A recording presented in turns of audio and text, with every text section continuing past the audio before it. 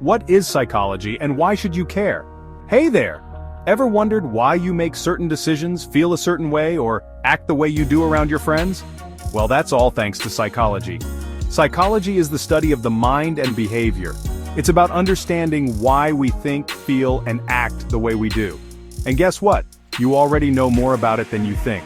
Every day, you're making decisions and reacting to things based on your brain's psychology, sometimes without even realizing it. So, in today's video, we're going to dive into some fascinating psychological facts that can help you understand yourself and others better. By the end, you'll have a deeper insight into how your brain works and how to use it to your advantage in school, relationships, and life in general. Ready? Let's get started.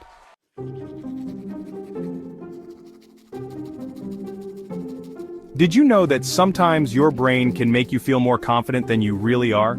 This is called the illusory superiority effect. It's the reason why some people feel totally convinced they can ace a test, even if they haven't studied. Ever felt super confident about a big test only to totally blank out? You might have been experiencing this effect. Your brain tricks you into thinking you've got it all under control, even when maybe you don't. This isn't always bad though. It can push you to take risks and try new things, but it's important to stay balanced.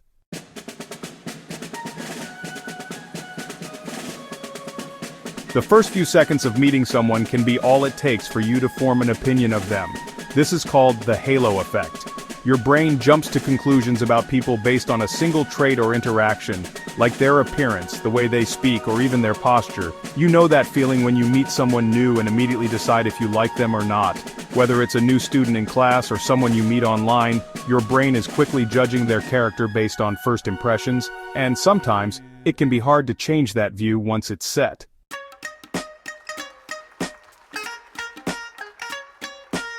This is called the serial position effect. Your brain is more likely to remember the first and last items on a list, or the first and last moments of an event, and forget the middle parts. Ever wonder why the first and last chapters of a book are so much easier to remember? Next time you're studying for a test, pay attention to the first and last concepts you review. These are the parts your brain will likely hold on to the most. So, try to go over the hardest material at the start and end of your study sessions to improve your memory.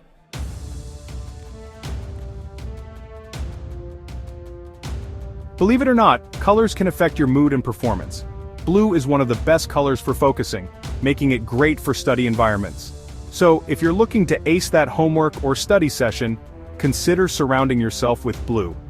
Ever noticed how your school or library has lots of calm, neutral tones? That's probably to help you focus. Next time you're at home trying to finish a project, try using blue notebooks, wallpapers, or even wearing blue. It could boost your concentration.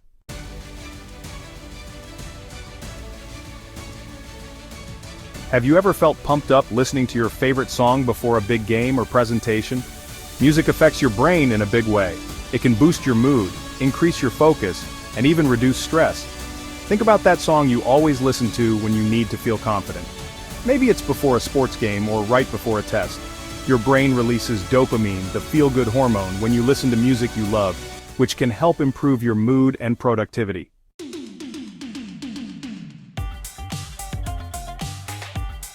Humans are social creatures by nature. Your brain is actually wired to seek connection with others. This is why socializing can feel so good, and why isolation can be emotionally difficult.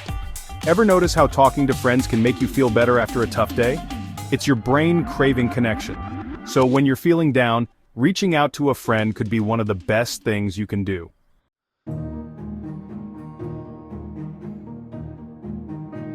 We're all wired to avoid discomfort. Psychologists call this cognitive dissonance. It's the feeling of discomfort when your thoughts and actions don't match, like when you say you want to eat healthy but eat junk food instead. Our brains work to resolve this discomfort by either changing our beliefs or actions. Ever felt guilty after procrastinating on an assignment, even though you told yourself you'd start early? Your brain tries to resolve that discomfort by convincing you it's not such a big deal, but it's all about avoiding that uneasy feeling.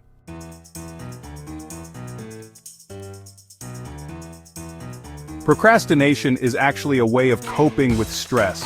If you find yourself procrastinating, it's not because you're lazy, it's often because your brain is avoiding the stress of a difficult task. It's a coping mechanism that helps you avoid the anxiety of starting something tough. Next time you push that assignment off, Remember, it's not about laziness, it's about stress management. But the trick is to tackle that stress head-on, breaking big tasks into smaller, manageable chunks to avoid putting them off.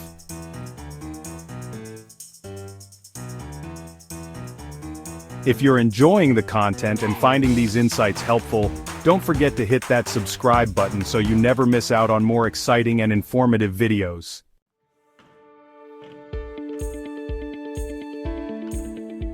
People are more likely to help you if you ask for specific help. Psychologists call this the ask for help effect. When you ask someone for specific help like, "Can you help me with this math problem?" they're more likely to say yes compared to a general request like, "Can you help me?" The next time you need help from a teacher or friend, try being specific. Instead of saying, "Can you help me with my homework?" ask, "Can you explain how to solve this problem on page 15? You'll likely get a more helpful response.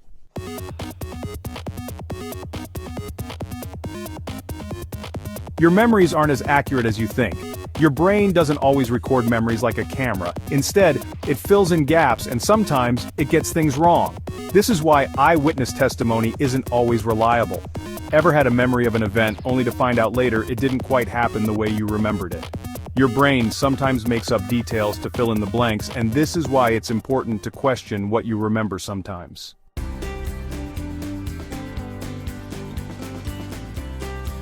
We're drawn to similarities, not differences.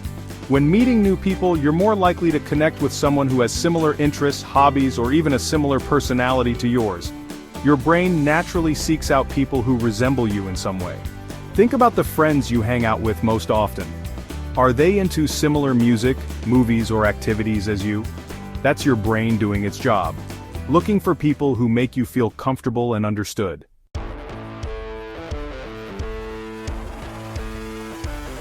Stress can actually help you perform better up to a point. Stress isn't always bad.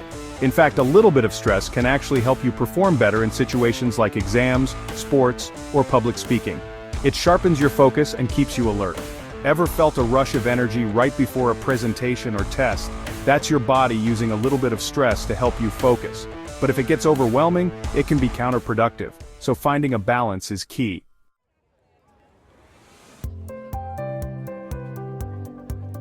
You're more likely to help others when you're in a group. This might sound weird, but when you're in a group, you're actually less likely to help someone out, a phenomenon known as the bystander effect. You think someone else will step in, so you don't act. Real-life example. If you're at school and see someone drop their books in the hallway, you might think, someone else will help them and walk on by. It's common, but remember, just because there are others around doesn't mean they'll act, so take the initiative.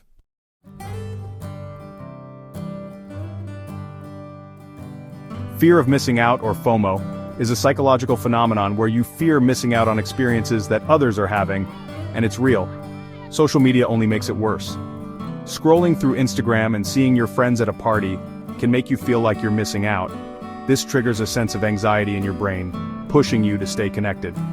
Understanding FOMO can help you manage those feelings and not let them control your actions.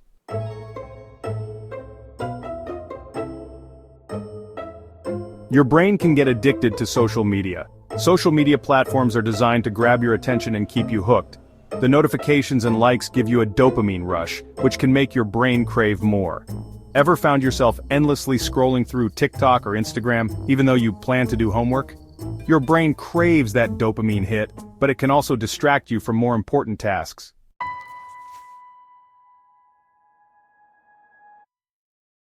Applying psychology to your life. So, now you know some super cool psychological facts. The next time you're studying, hanging out with friends, or even just scrolling through your phone, you'll have a better understanding of why your brain works the way it does.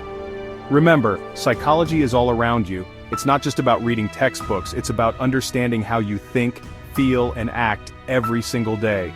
If you enjoyed this video and want to dive deeper into the world of psychology, don't forget to hit that subscribe button. Stay curious, keep learning, and keep exploring how the amazing science of psychology plays a role in your life.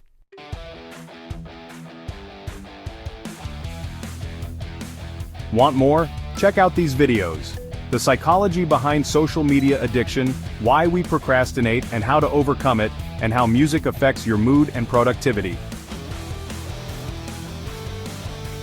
If you're enjoying the content and finding these insights helpful, don't forget to hit that subscribe button so you never miss out on more exciting and informative videos. Also, if you like this video, be sure to like it and drop a comment below. I'd love to hear your thoughts and any questions you might have. Thanks for being here, and I can't wait to share more with you. Catch you in the next video.